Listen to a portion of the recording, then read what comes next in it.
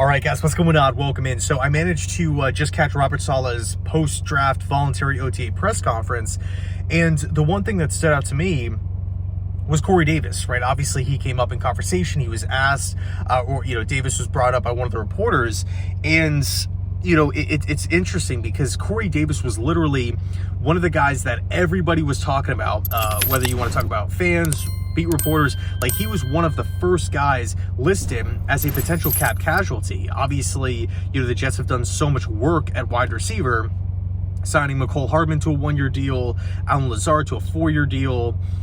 What else? Randall Cobb now added to the mix, 1-year contract, already having Garrett Wilson on the roster, Denzel Mims. I know the Jets coaches might not agree with me here, but I still like Denzel. He provides size, he provides upside, a physical, big-bodied guy. I'm not at the point where I'm saying Denzel Mims is a bust or the Jets should just flat out release him. I'm personally not there yet.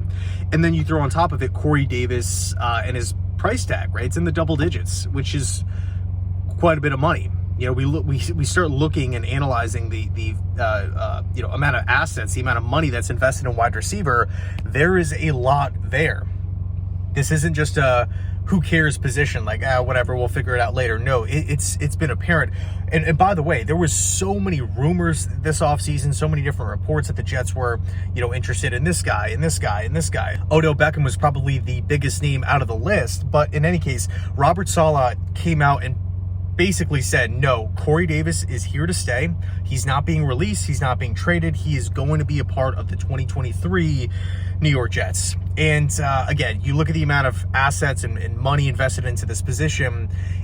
On one hand, it's like, okay, Corey Davis is a good player, right? He's a veteran. He provides size. I understand why Joe Douglas brought him in on the 3-year contract to begin with, right?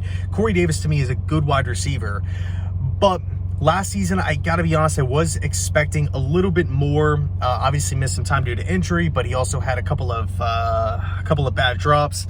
There was a couple balls that I wish that Corey probably wishes that he could have back. But man, the point is this: there's only one football to go around. I understand it's like, this is like the new NFL, throw. All these teams are having success throwing the ball constantly, throwing the ball all over the yard, short, intermediate, deep. I get that completely. And I'm a fan of Corey Davis being on the roster, but I'm looking at how Sala, how Todd Downing, how Nathaniel Hackett, how these guys want to run the offense, taking their word for it. It really seems like it's still going to be a run-first team. You look at the running back room, it's stacked, right? Just drafted Izzy from Pitt, Breece Hall coming back, Michael Carter, Bam Knight. I mean, this offensive system is built off the running game having success. So, man, we are loading up at wide receiver here. Yes, there's only one ball to go around. I don't want, although it would be exciting, especially for stat and fantasy purposes, I don't want Aaron Rodgers throwing it 60, 70 times a game. Like, I don't want that. I want the running game to get going. Rodgers to lean on his support, lean on the weapons here, and then watch him work off play action, watch him maneuver the pocket, watch him extend plays, make plays down the field.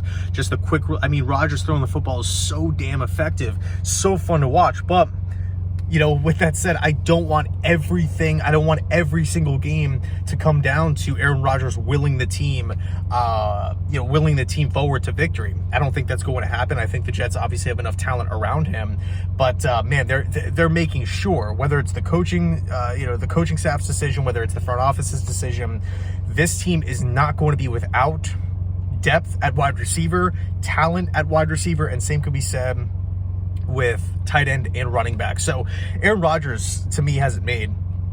Factor in the defense, factor in his buddy Nathaniel Hackett calling plays, factor in he's getting his, guys in the building. Sala actually touched on that as well.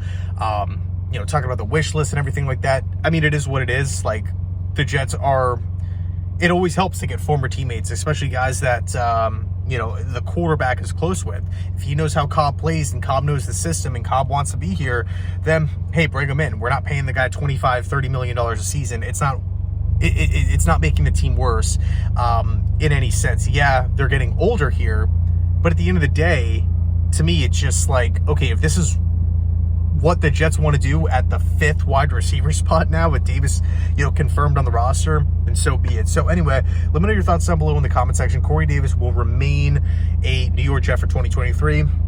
Thanks so much for watching. I appreciate it. And as always, go Jets.